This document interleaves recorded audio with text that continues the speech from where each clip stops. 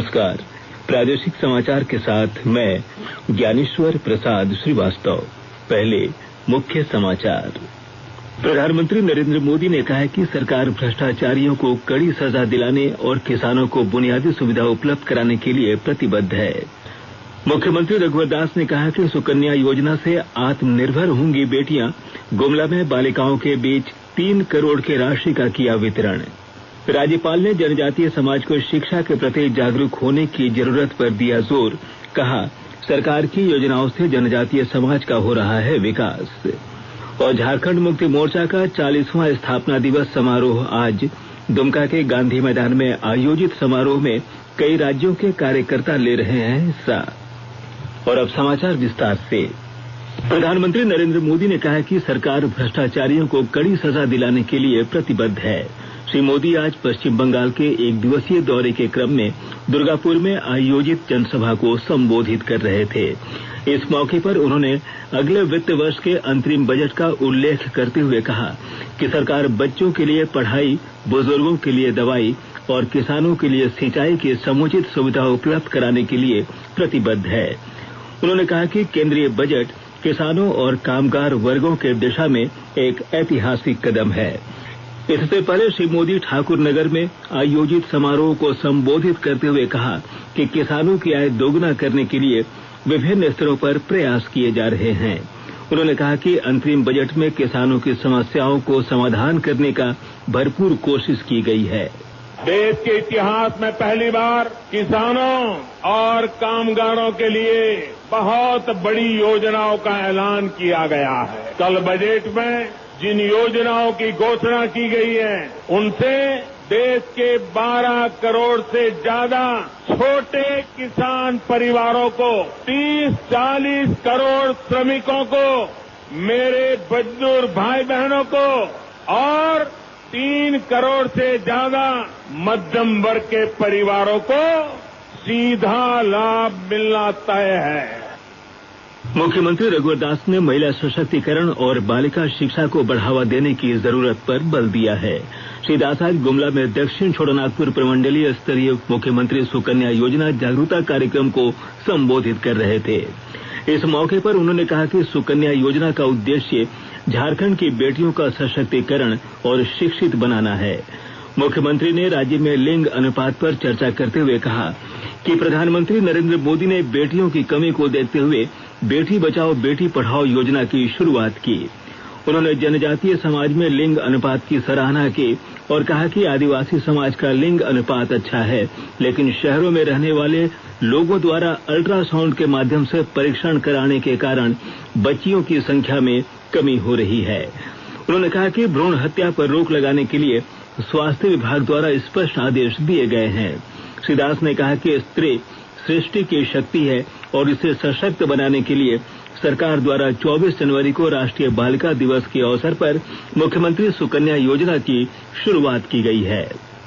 जो बच्चे बच्चियां सरकारी स्कूल में पढ़ते हैं, 1 साल में 2 बार हम लोग ड्रेस देते हैं, यानी 80 लाख बच्चे बच्चियों को सालाना ड्रेस दिया जाता है। हमने तय किया और सखी मंडल के माध्यम से सिलाई कढ़ाई सिखाने का और सिलाई कढ़ाई सीखने वाली बहनों को सिलाई मशीन के साथ अपने अपने जिले में सभी डीसी को आदेश दिया गया है कि जो सखी मंडल सिलाई कढ़ाई में उत्तीर्ण है उस स्कूल के बच्चों का ड्रेस सीने का काम सखी मंडल को दे दें, ताकि हमारी बहनें स्वावलंबी हो सके। इस मौके पर उन्होंने 5,623 बच्चियों के बीच लगभग 3 करोड़ की राशि का वितरण भी किया। राज्य सरकार द्वारा स्वास्थ्य सेवाओं को बेहतर बनाने का प्रयास किया जा रहा है। इस सिलसिले में पूर्वी सिंहभूम जिले के हीमोफीलिया से पीड़ित गरीब वर्ग के मरीजों को निःशुल्क दवा उपलब्ध कराई जा रही है। विस्तृत ब्यौरे के साथ हमारे जमशेदपुर संवाददाता। गरीब वर्ग के हीमोफीलिया मरीजों को अब एमजीएम अस्पताल एवं सदर अस्पताल में फैक्टर 8 की दवा निःशुल्क मिलेगी। इसकी बाजार कीमत करीब 18,000 रुपये है। सरकार की ओर से एमजीएम अस्पताल और सदर अस्पताल में 2 केयर सेंटर खोला गया है। हीमोफीलिया के 2 तरह के मरीज फैक्टर 8 एवं फैक्टर 9 होते हैं। कोल्हान में फैक्टर 8 के 7 जबकि फैक्टर 9 के 1 मरीज है। अभी फैक्टर 8 की दवा दोनों ही अस्पतालों में मौजूद है। इसके लिए एमजीएम अस्पताल में शिशु रोग विभाग के अध्यक्ष डॉक्टर अजय राज को नोडल पदाधिकारी बनाया गया है। राजेश कुमार लालदास, आकाशवाणी समाचार, जमशेदपुर। आकाशवाणी के ताजा तरीन समाचारों के लिए आप हमारी वेबसाइट newsonair.com पर लॉग ऑन कर सकते हैं। ताजा समाचार ट्विटर @AIR न्यूज अलर्ट्स और Facebook page all India radio news पर भी उपलब्ध है। प्रादेशिक समाचार आप आकाशवाणी रांची से सुन रहे हैं। मुख्यमंत्री रघुवर दास ने कहा कि राज्य के युवाओं को कौशल विकास के माध्यम से प्रशिक्षित कर रोजगार और स्वरोजगार से जोड़ा जा रहा है। श्री दास आज इंटरनेशनल कल्याण गुरुकुल में प्रशिक्षित 69 युवाओं को दुबई में नियोजन के लिए नियुक्ति पत्र प्रदान करने के बाद आयोजित कार्यक्रम को संबोधित कर रहे थे। इस मौके पर उन्होंने कहा कि नए झारखंड के निर्माण में युवाओं की भूमिका महत्वपूर्ण है। श्री दास ने कहा कि सरकार की प्राथमिकता युवाओं को रोजगार से जोड़ना है। राज्यपाल द्रौपदी मुर्मू ने जनजातीय समाज को शिक्षा के प्रति जागरूक होने की आवश्यकता पर बल दिया है। श्रीमती मुर्मू आज गुमला में अखिल भारतीय विद्यार्थी परिषद के 2 दिवसीय प्रांतीय जनजातीय युवा जुटान कार्यक्रम के उद्घाटन समारोह को संबोधित कर रही थीं। इस मौके पर उन्होंने कहा कि राज्य सरकार द्वारा जनजातीय समाज के विकास के लिए कई कल्याणकारी योजनाएं चलाई जा रही हैं, जिससे समाज के लोगों का विकास हो रहा है। हालांकि इसे और अधिक विकसित करने की जरूरत है। झारखंड राज्य हम जानते हैं 3 करोड़ की आबादी है, उनमें से लगभग 1 करोड़ 27% के जनजाति है, 32 टाइप के जनजाति है, उनमें से प्रिमिटिव ट्राइब 8 है। प्राकृतिक सौंदर्य से सुशोभित इस राज्य को संविधान की 5वीं अनुसूचित क्षेत्रों में इसको इंक्लूड किया गया है। इसका उद्देश्य कि जनजाति लोगों का सर्वांगीण विकास करना।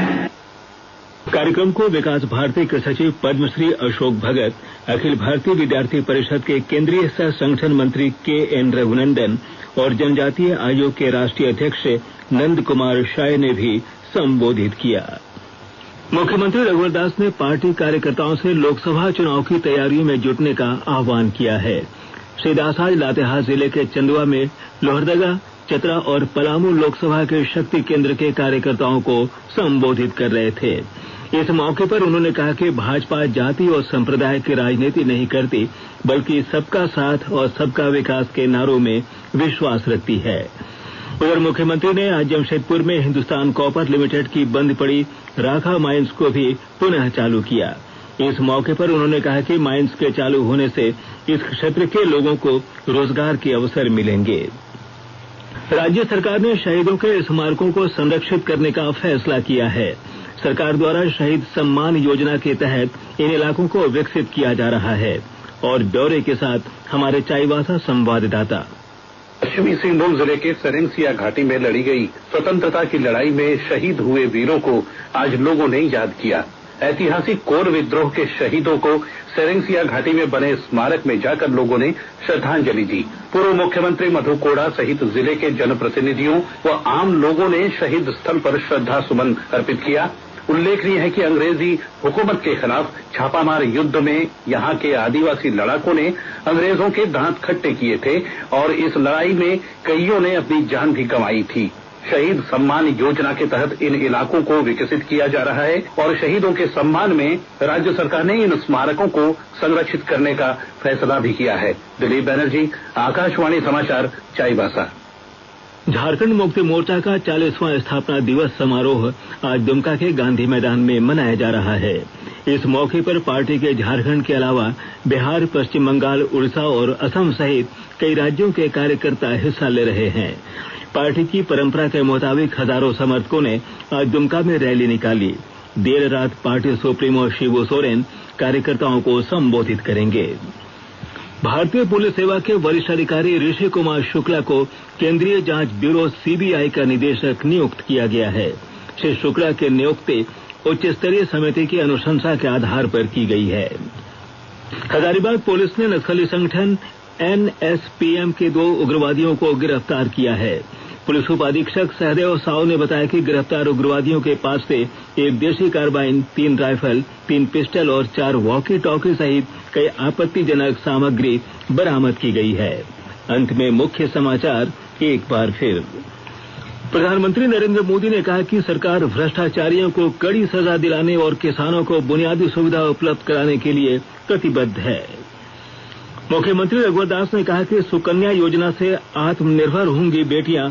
गुमला में बालिकाओं के बीच 3 करोड़ की राशि का किया वितरण। राज्यपाल ने जनजातीय समाज को शिक्षा के प्रति जागरूक होने की जरूरत पर दिया जोर। कहा, सरकार की योजनाओं से जनजातीय समाज का हो रहा है विकास। और झारखंड मुक्ति मोर्चा का 40वां स्थापना दिवस समारोह आज दुमका के गांधी मैदान में आयोजित समारोह में कई राज्यों के कार्यकर्ता ले रहे हैं हिस्सा। इसके साथ ही आकाशवाणी रांची से प्रादेशिक समाचार का ये बुलेटिन समाप्त हुआ। नमस्कार।